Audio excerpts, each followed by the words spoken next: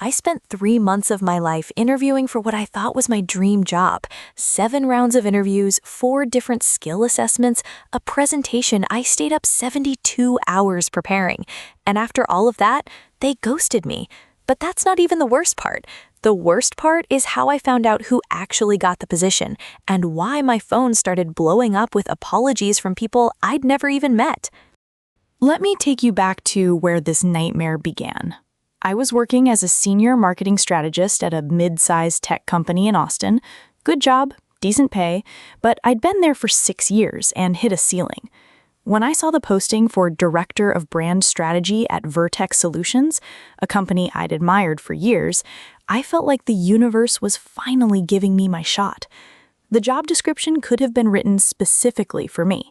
10 years of marketing experience required, check. Background in tech and SaaS products, check. Proven track record of leading cross-functional teams, check, check, check. I spent an entire weekend perfecting my application. I tailored my resume, wrote a cover letter that I revised probably 15 times, and even created a mock brand strategy deck for one of their newer products to show initiative. 2 weeks later, I got the email. They wanted to schedule a phone screening. I was ecstatic. The phone screening went perfectly. The recruiter, a woman named Diana, told me I was exactly the type of candidate they were looking for. She scheduled me for a video interview with the hiring manager the following week. That interview also went incredibly well.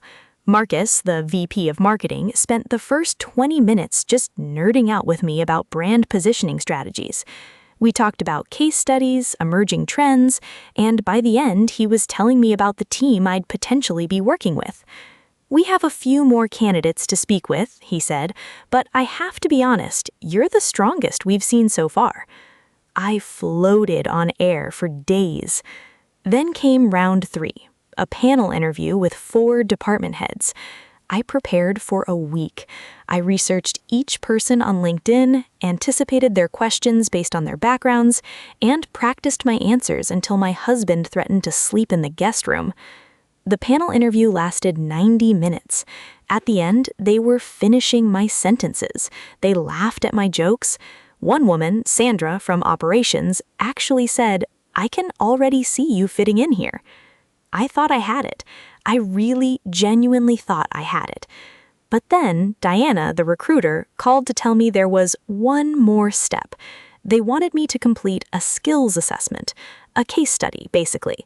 I'd have 5 days to develop a comprehensive brand repositioning strategy for one of their underperforming product lines. 5 days, for what turned out to be roughly 40 hours of work. I took 3 days off from my actual job, told my family I'd be unavailable, and dove in.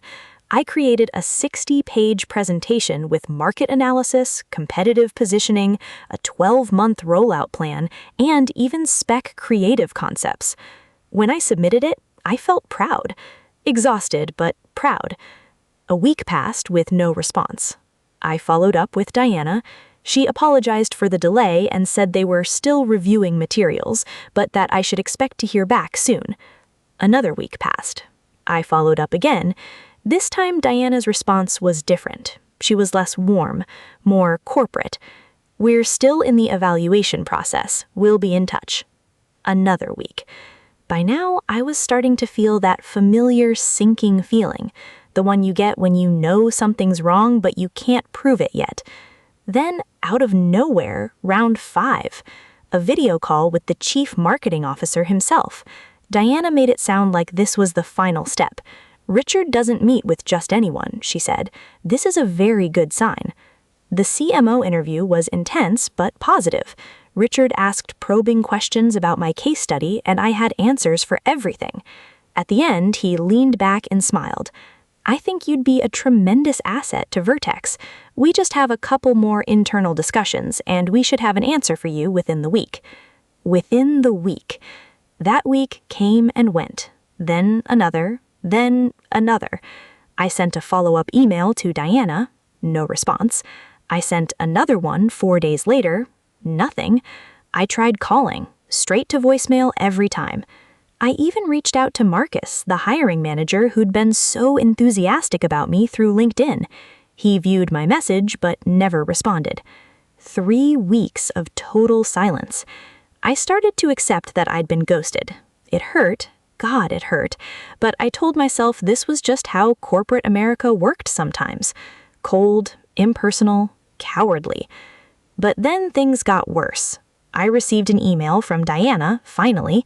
My heart was pounding as I opened it. Thank you for your interest in the Director of Brand Strategy position. After careful consideration, we have decided to move forward with another candidate who more closely aligns with our current needs. We wish you the best in your career endeavors.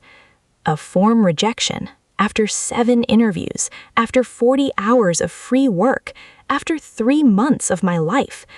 I was devastated, but I tried to move on. Then, exactly 1 week later, I got a LinkedIn notification. Congratulations to Jessica Palmer on her new role as Director of Brand Strategy at Vertex.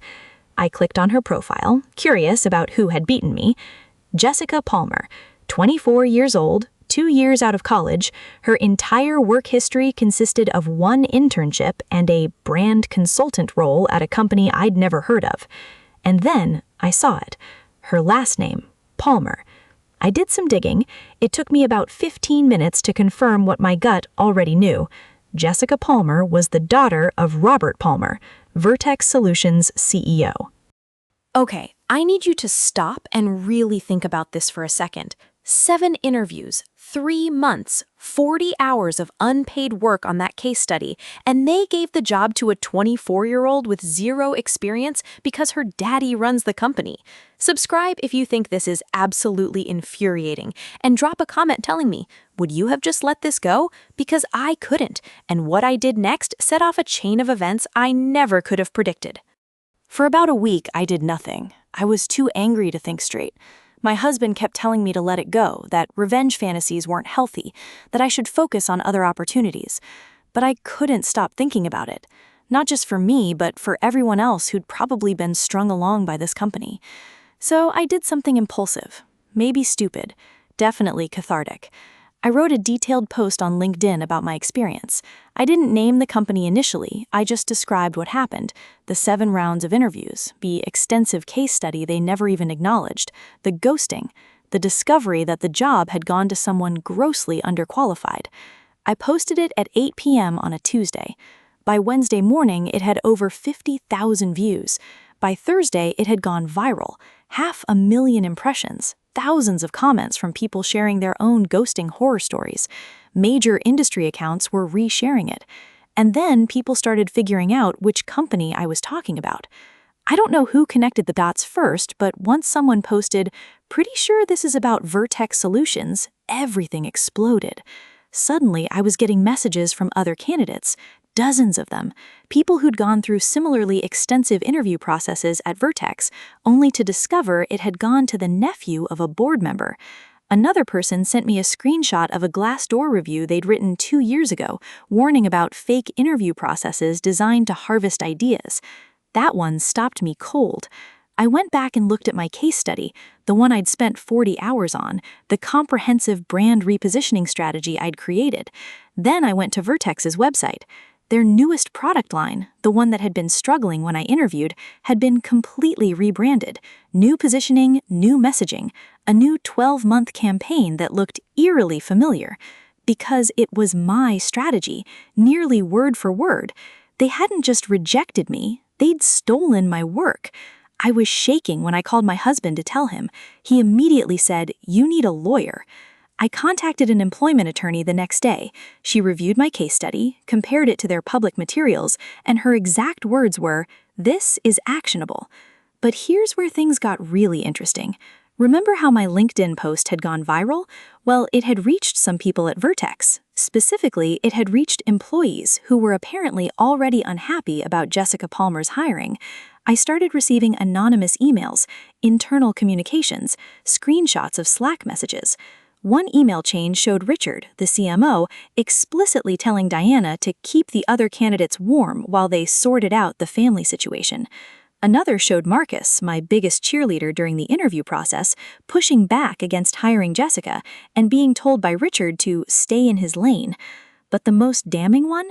An email from Robert Palmer himself, the CEO, to Richard, dated the week before my final interview. Jessica starts June 1st.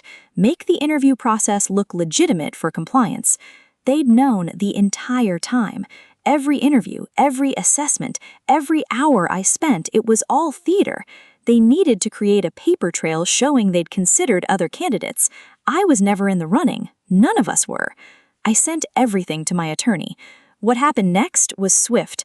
My lawyer sent a cease and desist regarding the stolen intellectual property, along with a demand letter. We also filed a complaint with the Department of Labor regarding deceptive hiring practices. But the real damage came from the court of public opinion. A business journalist from a major outlet reached out to me after seeing my LinkedIn post. I gave her an interview. She reached out to Vertex for comment. They declined. But she'd also gotten those leaked emails, and when her article dropped, it made waves. Tech companies' fake interview process exposed. CEO's daughter hired after candidates undergo months of compliance theater. Within 48 hours of that article publishing, Diana, the recruiter, was let go. Officially, it was unrelated restructuring. Unofficially, everyone knew. 2 weeks later, Richard, the CMO, announced he was pursuing other opportunities. And Jessica Palmer? Her LinkedIn profile went private. Then it disappeared entirely. As for me, Vertex settled. I can't discuss the amount, but let's just say it was enough to cover those 3 months of interviews and then some. They also agreed to implement actual hiring reform, including third-party oversight of their interview processes. But the best part? About a month after everything settled, I got a message from someone unexpected. Sandra, the operations head who'd been on my panel interview, the one who said she could see me fitting in. She'd left Vertex, and she was starting a new company, a marketing consultancy. She wanted to know if I'd be interested in being her co-founder. I started my first day 3 weeks ago.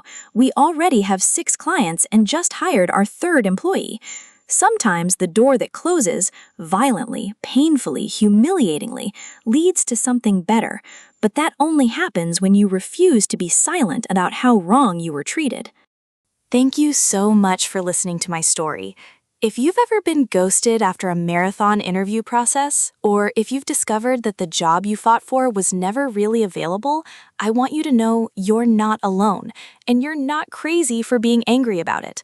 If this resonated with you, please hit that like button and subscribe so you don't miss our next story. And if you have your own HR nightmare or workplace horror story you want to share, drop it in the comments or send it to us directly.